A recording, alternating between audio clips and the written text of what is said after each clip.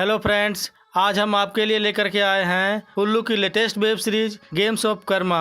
आज हम इसका पहला सीजन एक्सप्लेन करने वाले हैं। गेम्स ऑफ कर्मा के सीरीज में आपको अलग अलग 6 कहानियां सुनने को मिलेगी। पहली कहानी का नाम है गेम्स ऑफ कर्मा कब्रिस्तान। तो चलिए शुरू करते हैं। कहानी की शुरुआत होती है पब्लिशर फ्लोरा श्री पिताजी के आश्रम में जाने के लिए स्टेशन पर वेट कर रही होती है। तभी आश्रम की सेविका लाजवंती इन्हें स्टेशन पर पिक करने आती है और इन्हें अपने साथ स्वामी जी के नारी निकेतन में लेकर आती है। श्री पिताजी के नारी निकेतन का नाम है कर्मा।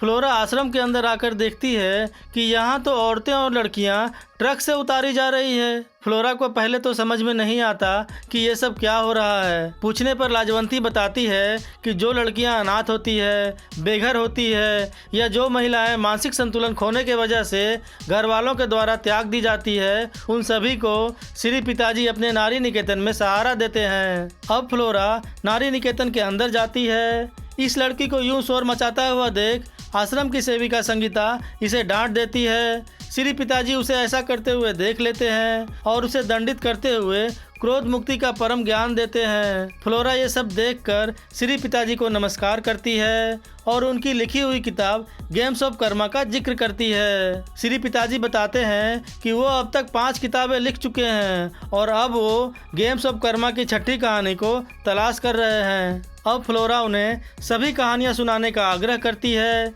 श्री पिताजी मान जाते हैं और अपनी सेविका लाजवंती से कहते हैं, आश्रम की सभी महिलाओं को इकट्ठा कीजिए, आज हम सबको अपनी कहानी सुनाएंगे। श्री पिताजी फ्लोरा के साथ साथ सभी लड़कियों को अपनी कहानी सुनाना शुरू करते हैं और पहली कहानी का नाम है गेम्स ऑफ कर्मा कब्रिस्तान। ये है फारूक। ये बेचारा ठीक से बोल नहीं सकता।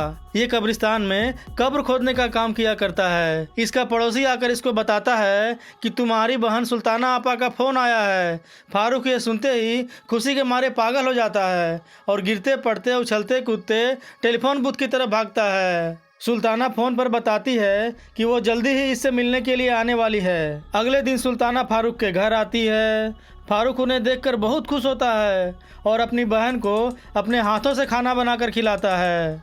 खाना खाते खाते ये अपने बेटे इकबाल के बारे में पूछता है। दरअसल बात यह है कि फारूक अपने बेटे से पिछले 10 सालों से नहीं मिला। इसकी बीवी नाजिया ने इसकी बीमारी के चलते इसको छोड़ दिया था और दूसरे मर्द से शादी कर ली थी। अब वो इसे अपने बेटे से मिलने तक नहीं देती। सुल्ताना अपने भाई का गम बांट रही होती है। तभी एक गांव वाले की आवाज़ आती है, नाजिम की बेगम का इंतकाल हो गया है, चाचा जाके कब्र खोद आओ। फारूक दौड़ा दौड़ा कब्रिस्तान आता है, जल्दी जल्दी कब्र खोदता है और उसकी आंखों के सामने लाश को दफना दिया जाता है। अब रात हो चुकी है और रात के अंधेरे में फारूक चोरी छिपे कब्रिस्तान लौटता है, गड्ढा खोदकर लाश को बाहर निकालता है और उसके साथ नाजायज संबंध बनाकर लाश के साथ अपनी हवस मिटाता है।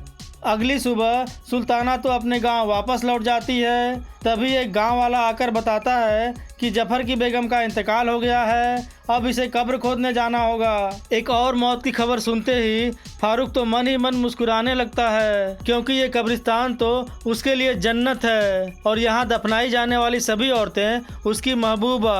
औरतों की लाशें उसका प्यार भी है और उसका जुनून भी। इसलिए वो जब भी किसी औरत के मरने की खबर सुनता है तो खुशी के मारे नाचने लगता है, झूमने लगता है, क्योंकि उसकी महबूबा आई है और आज की रात उसकी मुलाकात अपनी महबूबा से होगी। लोगों का गम और उनके अपनों का मरना फारूक के जिंदगी की सबसे बड़ी खुशी है। किसी ने सच कहा है, मोहब्बत जितनी सच्ची होती है दर्द उतना ही गहरा होता है। इश्क और मोहब्बत इस दुनिया का सबसे आखिरी और खतरनाक नशा है और फारूक का नशा था औरतों की लाशें। उसकी मोहब्बत थी औरतों की लाशें, उसकी ज़िंदगी थी औरतों की लाशें। लेकिन जैसे जैसे फारूक अपनी महबूबाओं के साथ प्यार करता है वैसे वैसे इसकी कुष्ठ की बीमारी लगातार बढ़ती जा रही है और इसका शरीर धीरे धीरे सड़ने लगा है।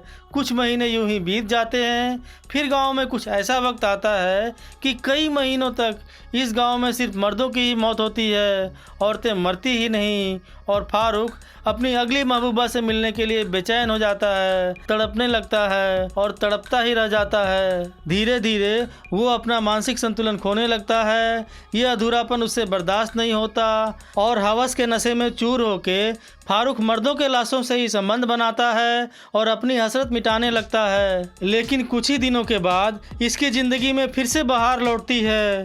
खबर मिलती है कि जुबैर की बेटी का इंतकाल हो गया है। ये मारे खुशी के दौड़ा दौड़ा कब्रिस्तान आता है, जल्दी जल्दी कब्र खोदता है। गांव में तो मातम का माहौल है, लेकिन फारूक को तो बस आज की रात में अपनी महबूबा से मिलने का इंतजार है। रात में फारूक का अपनी अगली महबूबा से मिलन होता है, लेकिन तभी वहां पे अचानक एक अनजान लड़का आ जाता है। फारूक उसे देखकर घबरा जाता है। ठीक उसी समय गांव वाले भी लाश पर आंसू बहाने आ जाते हैं और जुबैर और उसका बेटा अपनी बेटी के लाश के साथ उस लड़के को देख कुछ गलत समझ बैठता है और मौके का फायदा उठाते हुए फारूक भी इल्जाम उसके ऊपर डाल देता है और खुद को बचा लेता है। अब गाँव वाले इस लड़के को बहुत मारते हैं और पीटते हुए वहाँ से लेकर जाते हैं। अगली सुबह फारूक को सुल्ताना आपा का फ़ोन आता है। फिर से वो भागते हुए टेलीफोन बूथ जाता है। वो पूछती है, कल तो तू अपने बेटे से मिलकर बहुत खुश हो गया होगा। भाभी को बहुत मनाने के बाद वो इकबाल को तुझसे मिलाने के लिए राजी हुई। मैंने इकबाल से कहा था तेरे अब्बू या तो घर पे मिलेंगे या फिर कब्रिस्तान में। फारूक समझ जाता है कल रात को कब्रिस्तान में जो इससे मिलने आया था वो इसका बेटा इकबाल ही होगा। ये बेसुध होकर दौड़ने लगता है, पागलों की तरह चिल्लाते हुए भागने लगता है और भागते भागते अपने बेटे के पास जाता है। पर गांव वाले तो उसके बेटे को जमीन में दबाकर उसके ऊपर पत्थर मार रहे होते हैं। फारूक रोता है, चीखता है, चिल्लाता है और उसका बेटा उसकी आंखों के सामने मारा जाता है, लेकिन फारूक कुछ नहीं कर पाता है और इस तरह से फारूक के बुरे कर्मों का फल उसके बेटे को भुगतना पड़ता है। और इसी के साथ ये कहानी यहाँ पर ख़त्म हो जाती है। तो दोस्तों, आपको हमारी कोशिश कैसी लगी प्लीज़ कमेंट करके ज़रूर बताइएगा।